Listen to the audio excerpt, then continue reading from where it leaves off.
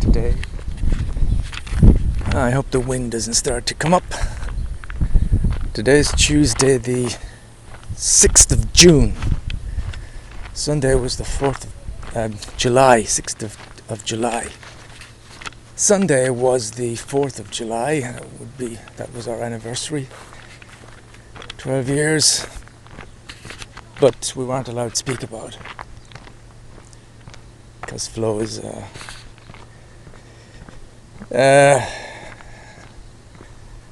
well, not in the best of form. It's kind of an understatement. And I'm walking to the Connemara. We were away yesterday. We just went to the lake Serpentine, whatever it's called. The Saint Croix, I don't know. Me and Flo and Tuco. And it was quite nice. We found a nice spot in the shade. It was warm. Flo went for a swim. And then afterward we walked a bit and we went to a little, I don't know what you call it. It's not really a cafe. It's one of these little boxes beside the lake. And I had a panini. I don't even know if that's the right word. And some chips. And then we drove home and we drove on the plateau to look at the lavender. And all the time there's just this undercurrent of stress, something between both of us. I also washed my hair yesterday and I'm in the process now. I'd like to get my hair cut because it's kind of disturbing the amount of bits of hair that falls out when I wash my hair. I'm dreading the thought that I'm losing hair on the top of my head. I've always prided myself on having thick hair. Now it feels really thick at the sides and the back, but I hope not. But anyway, I think it'll be better if it's short, very short. Hopefully I won't lose as many hairs that way either. It won't be as disturbing to have a shower or to wash my hair. They say stress can cause things like that to happen.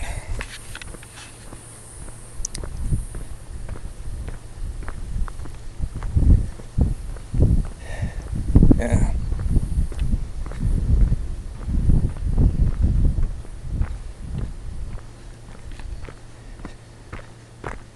Don't really know how to describe the relationship except to say it's cold between the two of us. I don't know anybody listening to this in the future would find the talk of relationship interesting when it's somebody else and not you. Or would somebody listen to this in the future and relate to it and say, God, I know what that guy's talking about. I was thinking earlier of it's the quotes that keep coming back to me. I think Christopher Fettis may have said it. How do two people who fall in love and are deeply in love and get married and have a honeymoon and are really together in everything, how do they move from that to get to a place where they seem to despise each other on some dreadful deep level? And the question never made sense to me, and I know some playwrights write about such stuff. There is the Virginia Woolf play, and I know that's very alcohol centered, but it's a similar kind of thing.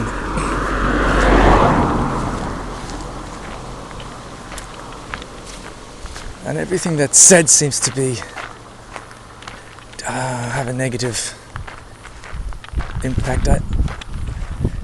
I kind of said it before. I've said it to Flo as well. She doesn't know how to do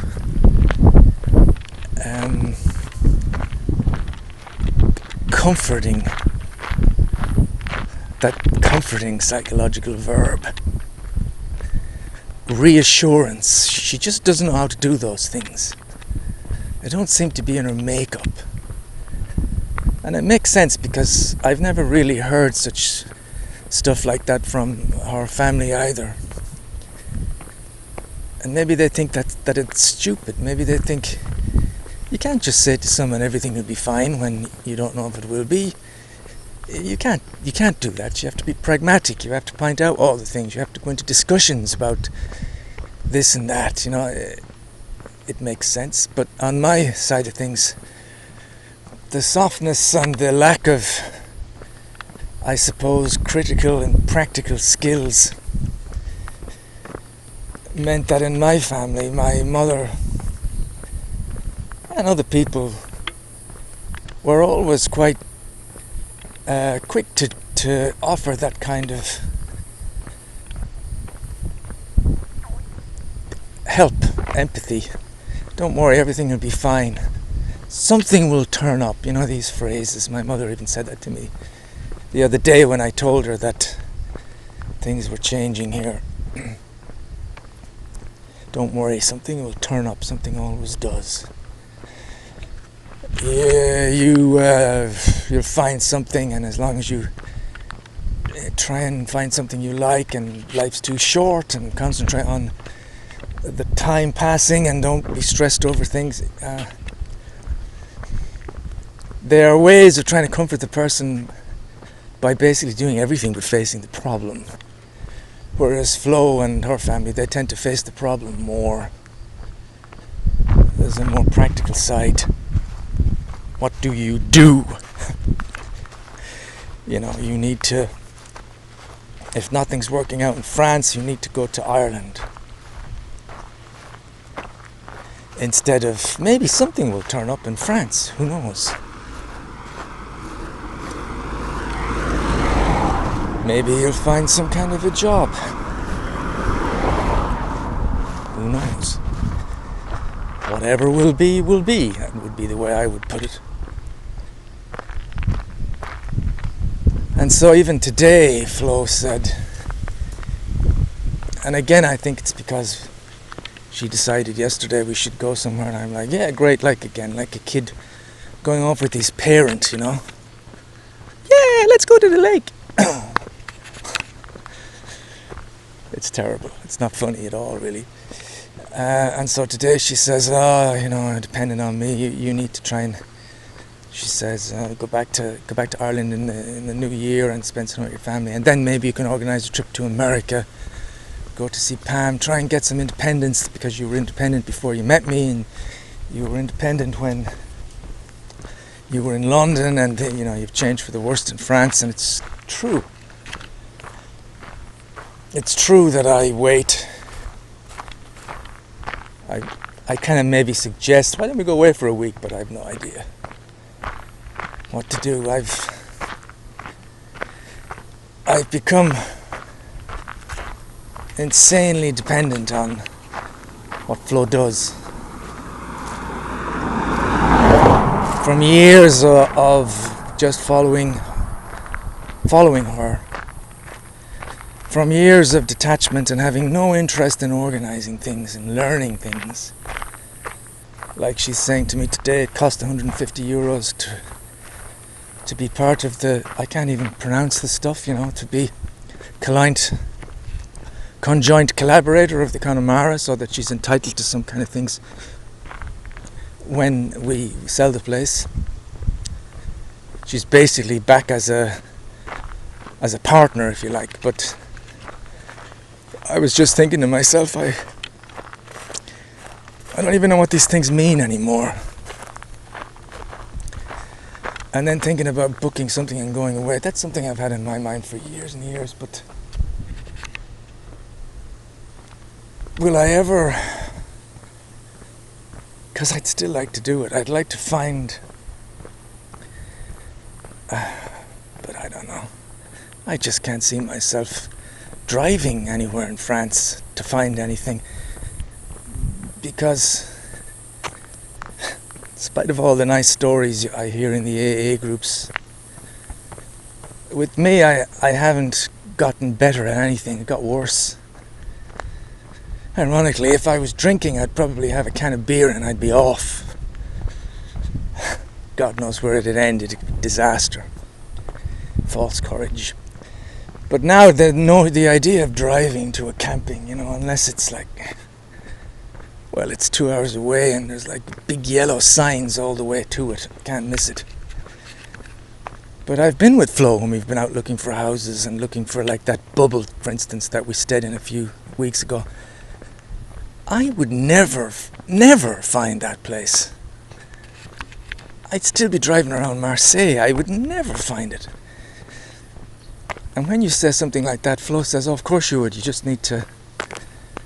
You just need to look at the map or turn your GPS on." It's annoying to keep saying you can't do this, you can't do that. That's something else Flo brought up. She said, "Oh, I remember way back in Narbonne that time we were on a walk and you told me, oh, Flo, stop putting me in positions where you think I'd succeed. Stop making me out to know more than I do." Every time she opens her mouth, it feels like a dig at me somehow. I know she doesn't mean it like that. She's stating the facts. And there is no flexible, soothing, comforting way for Flo to say anything. She just says it. And it's not that there's anything untrue about what she says, No, on the contrary, it's all perfectly legit.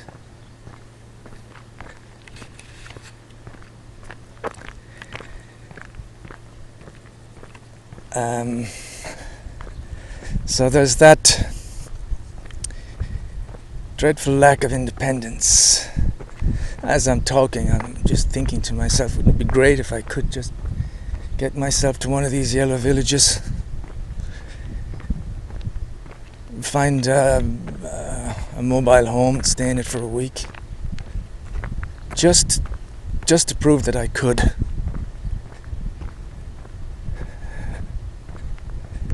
Just to prove that I could. Of course, the idea of taking a week off now from the Connemara would drive her nuts. She wouldn't do that. I'd like to.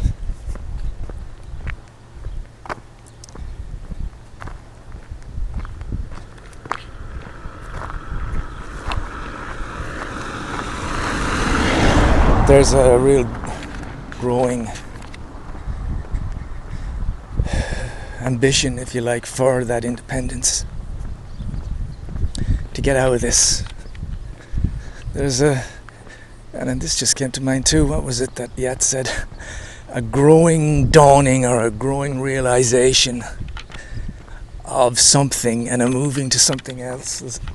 Some psychological activity that goes on in the person that just gives that person a rebirth. I can give two examples. One was when Henry Fonda was on the boat in what was it called? Mr. Roberts. And he's sitting down beside Jimmy Cagney's palm tree on the ship, and he just has this wonderful idea to throw the palm tree into the sea. And you can see this idea and realization appearing, and how it absolutely animates the character of Mr. Roberts. And it's like he's been mildly electrified by something brilliant, and it's like that kind of an awareness of a wonderful idea. And me, I had that, I keep going back to the same example all the way in Tooting Broadway, when I got up one morning and I'm getting ready to go to the Regent Street Wedgwood shop. And the thought just struck me, and I was kind of down, and the routine of being in this place was getting to me, and I just thought, you can go home. It was the bizarrest kind of simplistic revelation. It was just, you don't have to stay here. You can go home, and you can go home as quick as you buy a ticket for an airplane. That's all you need to do, and off you go. And I had that Henry Fonda moment just there and then. I felt so exhilarated. I went to work, I quit work, and then I think I went and bought a ticket. I did it all on the same day, and before the end of the week I was gone,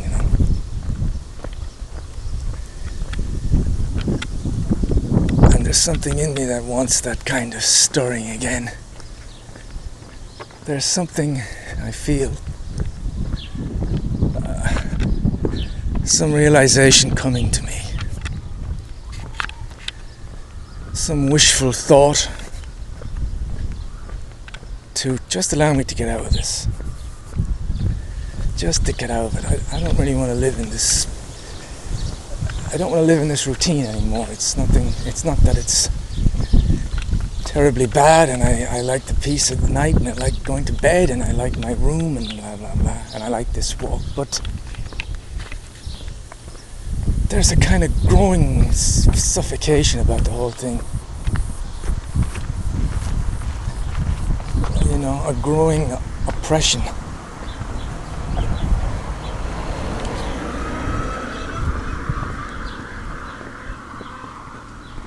A lack of any way that me and Flo can be together without irritating each other. I mean, it's almost like we're doing it at a spiritual, at the level of I don't want to go into religious terms.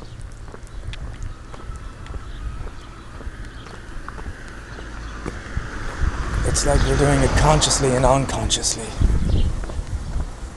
It's like there's no way of not irritating each other. Our very beings, my very being, is an irritation to Flo at this point.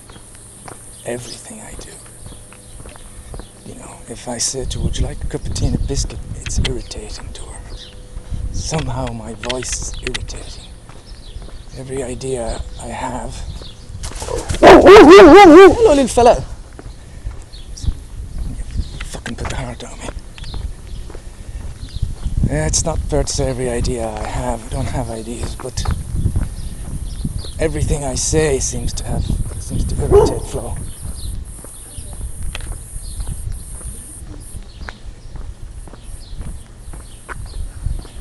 It's a strange thing. Like I said, it's not too incorrect to say my very being seems to irritate her. Everything I do, I sit down at the computer, I get out of bed at 10:30, I go to bed late. Everything is an irritation. I can sense it.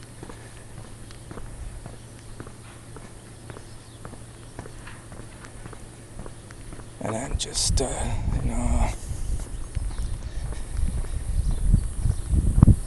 I'm looking forward to getting back to Ireland. I want to get vaccinated, and then I want to get back to Ireland for Christmas and stay there for a while.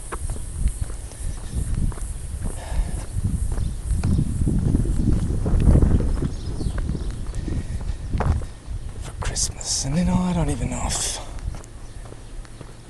I guess we could see, but I don't even know if I want Flo to come with me. I don't know if I want her to be there. Maybe she'd be happier going to her own parents. It'd probably be the first Christmas we spent apart in 12 years.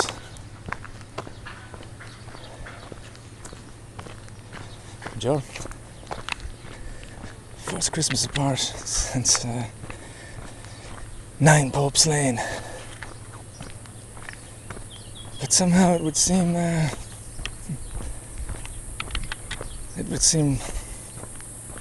right.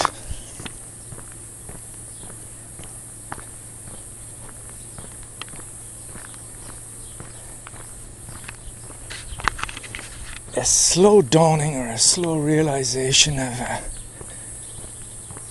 of a new something that's wonderful. Yeah. I really want to get away from it.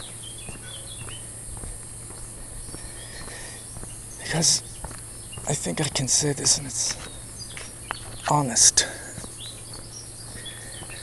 We're really not suited. She's far more advanced than me. She wants things I don't have. I'm just, compared to her, it genuinely seems sometimes I feel retarded, you know. And it's not good for either of us. And speaking for myself, it's really not good for me. I have my limitations. I am what I am, and to be in a relationship where someone just keeps pointing out your weaknesses all the time, there's just that sense of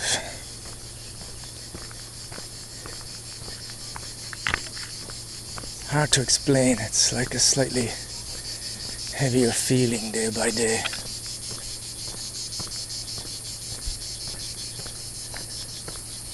Because it's constant.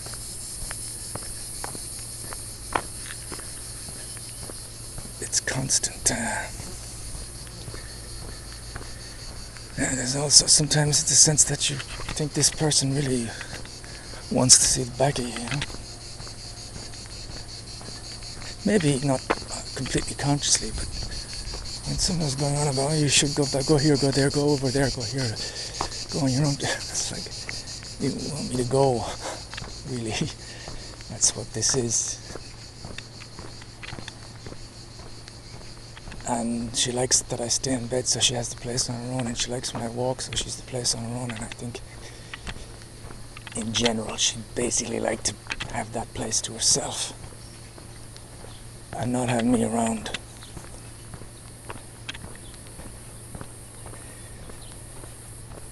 And I don't mind anymore. I've had enough. I want to get out as well. There are some advantages of France. There are some disadvantages in Ireland. But sometimes you don't have the choice. You've got to go where you've got to go. And since England and London, I feel, is out of the question, it has to be Ireland.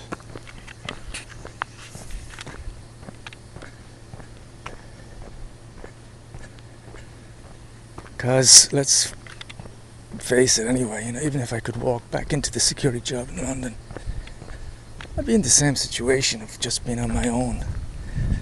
I want to get back and reconnect with my family.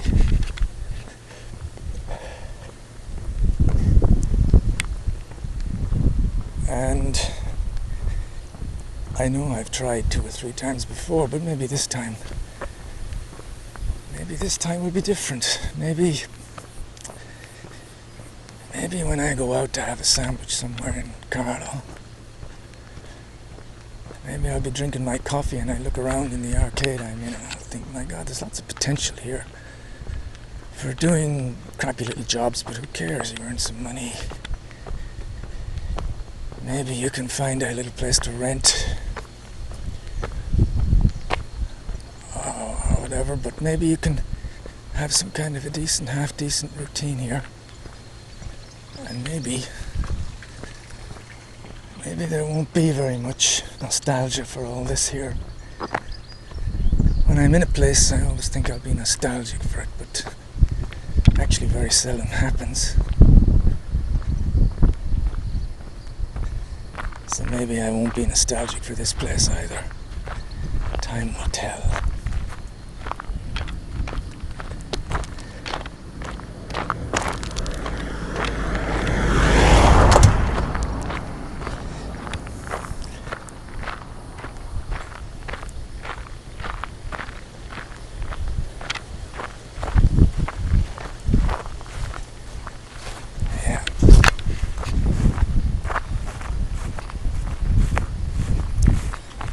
I'm taking some.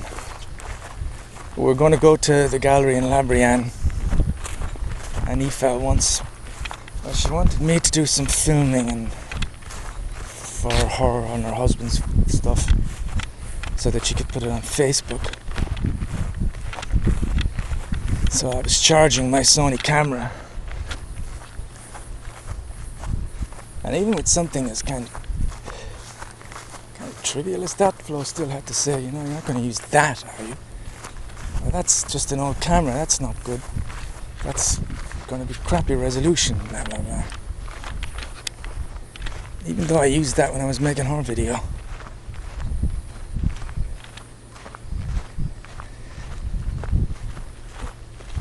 You'd think that moment it would have been easy for her just not to say anything, just to kind of go, well, she did ask him to do it.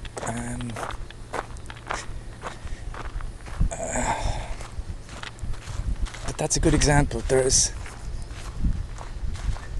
very little in the affirmative with Flo. It's the negative.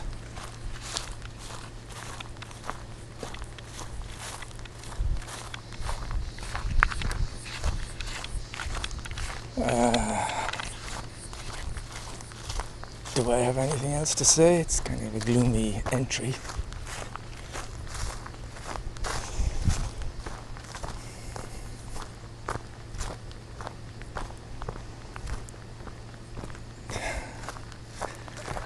Just a quick thought that came to me. It's just the thought of, wouldn't it be wonderful to be alone, on your own? With no pets. Joe? With no pets. As much as I love Tuco, no Tuco. Nothing,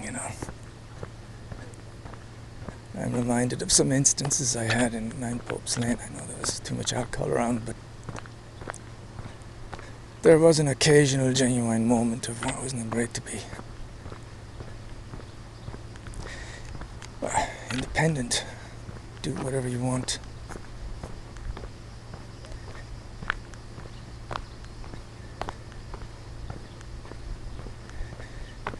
It's psychologically important to get away, get out of this situation. Because the longer I'm in it, the more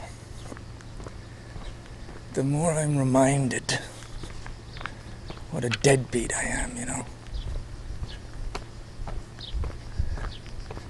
The more conversations from Flo seem to spin around to the phrase of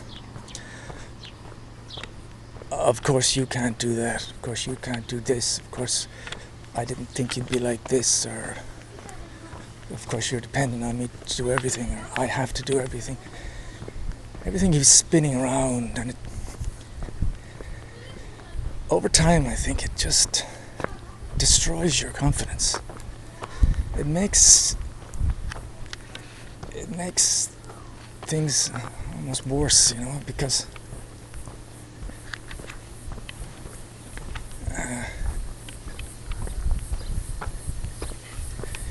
you feel less and less capable of doing anything.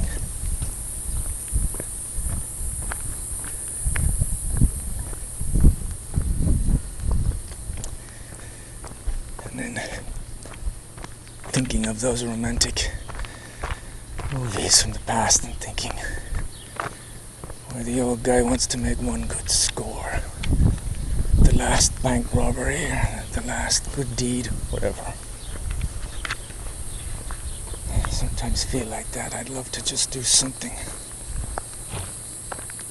on my own.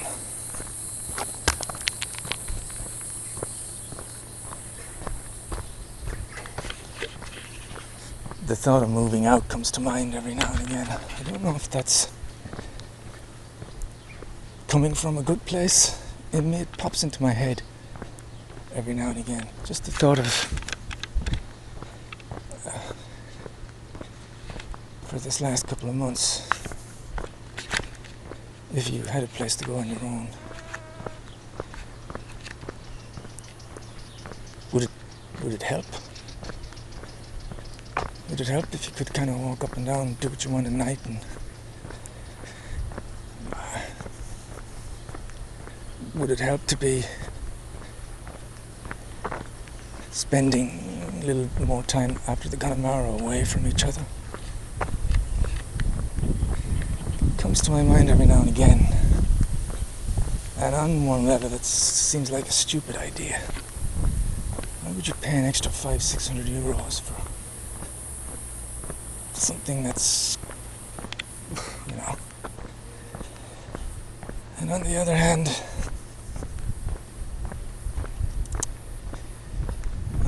there's a sense where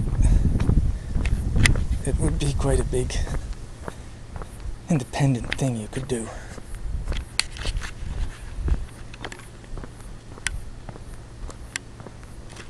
Probably won't, though.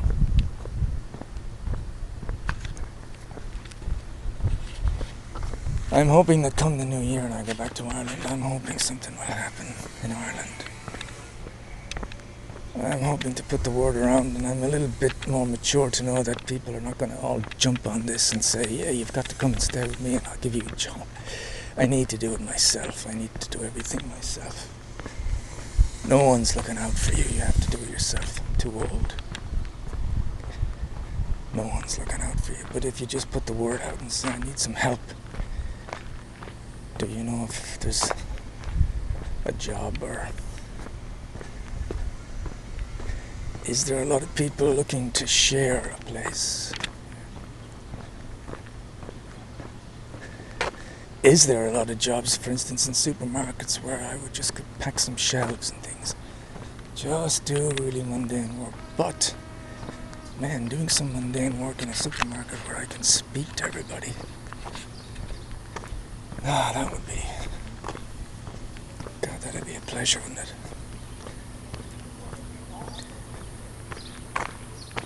Not having any fear that you won't understand the direction you're given, but being like, oh my God, I understand everything they're saying. This is... So when I start the job, I'll understand everything that's been said.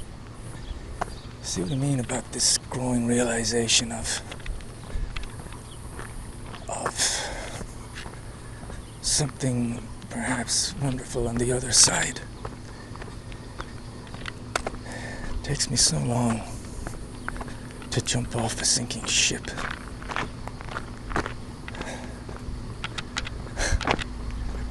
But that's a very nice thought, because I realize I wouldn't mind working in a supermarket at all. The only problem with doing it in France is that the problem has always been some people are going to say things to me and I'm not going to know what they want. And then I'm going to be the dud in the whole group and everybody's going to be rolling their eyes looking at me. That's the problem, not doing the job. So to be in Ireland in a situation like that wouldn't be a problem.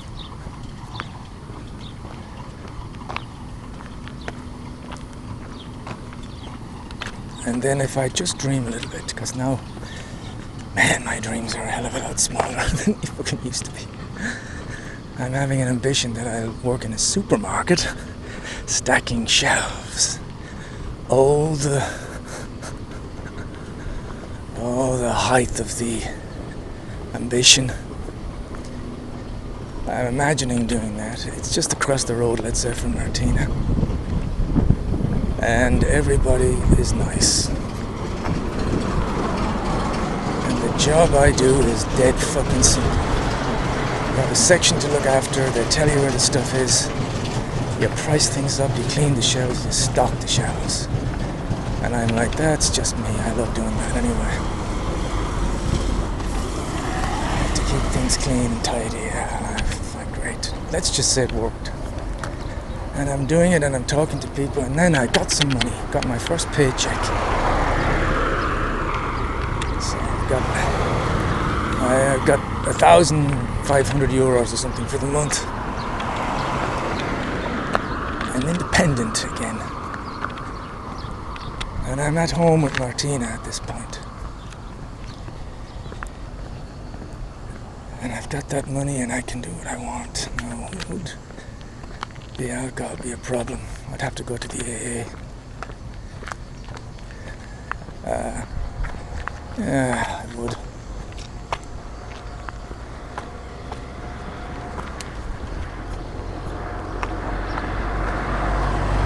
Yeah, I would, but I could still go out, I just wouldn't drink. So I'd work, maybe there'd be some kind of social life. Can you imagine? Can you imagine going back out and meeting people? Being able to fucking talk to people? Can you imagine that? And maybe having some kind of a new relationship with someone. See, these aren't really big, out-of-reach, pie-in-the-sky dreams anymore. They're very doable. They're just very normal.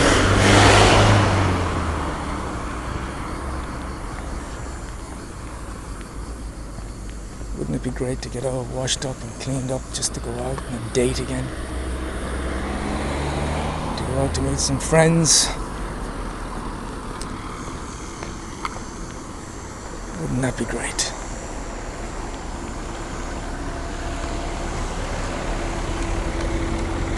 Something. I have to believe that there's something better than this. Because even the lovely weather and the seagulls are starting to wear off.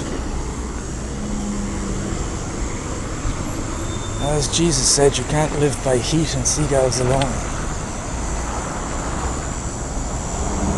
You need more. By the way, I just passed Carrefour.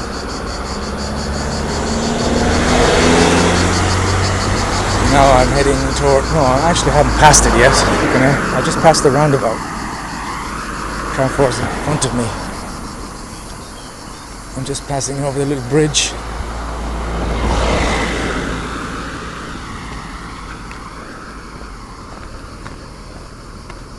I have to dream of something like that. I have to be very honest and humble with myself and know what I'm capable of. And then I have to try and ask for help.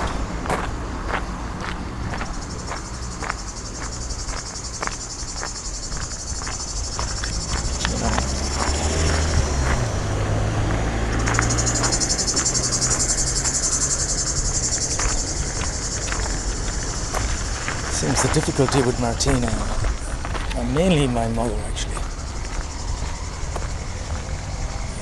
they just think that my mother especially, I don't know if it's for her or for me, but just the notion of having a son working in his restaurant in the south of France is just such a, it's like what they say in the movie Bullet when someone says, "You make good copy, Frank." It's nice to say that, it's nice to have that there. There also seems to be the notion that my mother can't understand why anyone would want to go back to Ireland, or why things wouldn't work out. I guess she just doesn't understand. She can't see the complexities from the position I can see them. To her, it's just, you're in a beautiful place with a great job. Why would you want to change anything? And to say, well, the life that, you know, me and Flo, it's kind of a nightmare living together at this moment. And she'd say, oh, it's like that with every couple, it'll pass. That seems to be her way, you know. Yeah, it's fine, it'll pass. I have to stop that as well. I have to do things myself. If I need to go back to Ireland,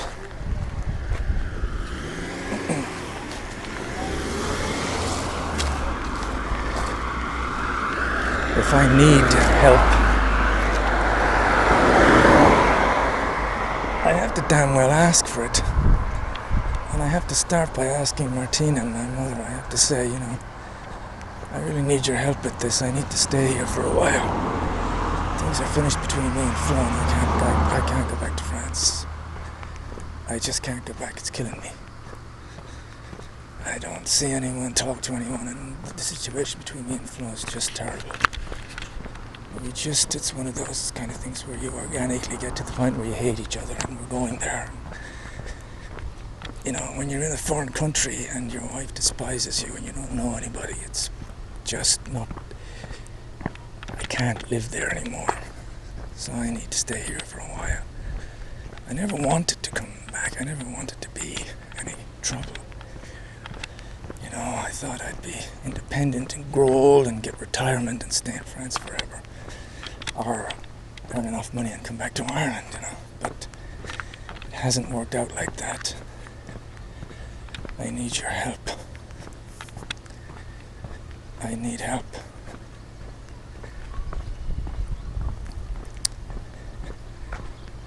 I'm prepared to do any kind of jobs here. I'll pack shelves. I'd love to pack shelves. So I'll have some money and see from there. But I just want to spend time in a kind of civilized space talking to people, because that's... You'd be amazed how not talking to anyone for a decade starts to affect your health mentally. You kind of start to lose your mind. Yeah. I have to do something like that.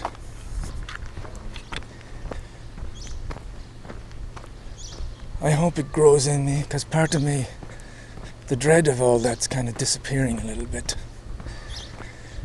And there's a kind of hope.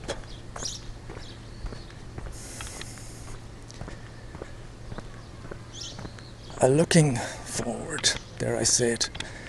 Never thought I'd say I'm looking forward to going back to Ireland. But let's say in a sense of looking forward. I hope that grows.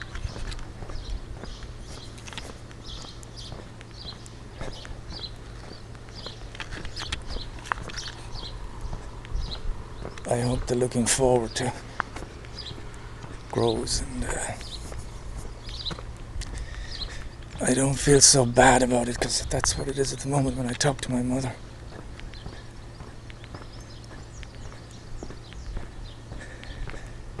I can hear it in her voice that she just does not want that to be the scenario.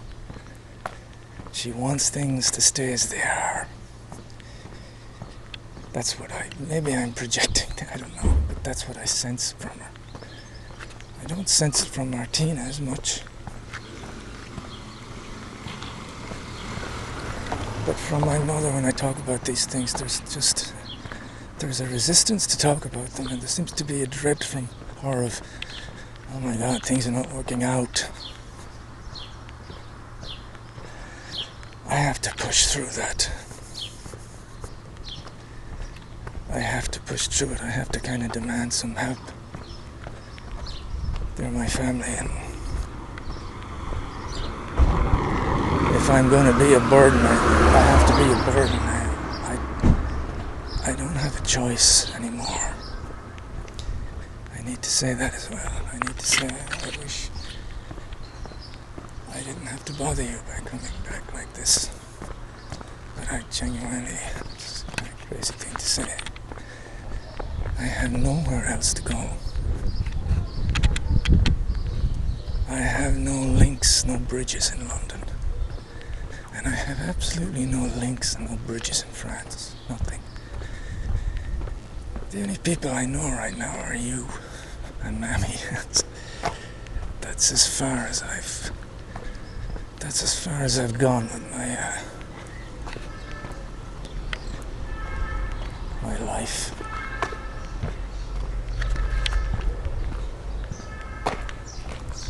It's the word they use. You've got to network. That, unfortunately, is my networking skills. I have no network. I don't know anyone.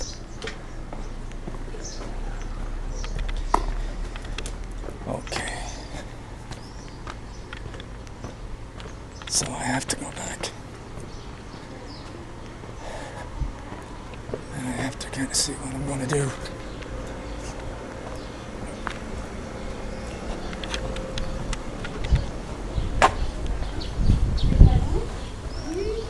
the break from flow for a couple of weeks to change something, I don't know. Give me something worth seeing.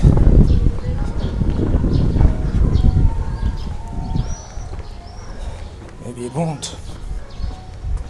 That's probably the line I'll use though. Me and Flo just need a break. And I haven't been home for a long time, and everybody's getting old, and I want to spend some proper time. I want to get to know people again. What else is there? What else is there but spending time with other people?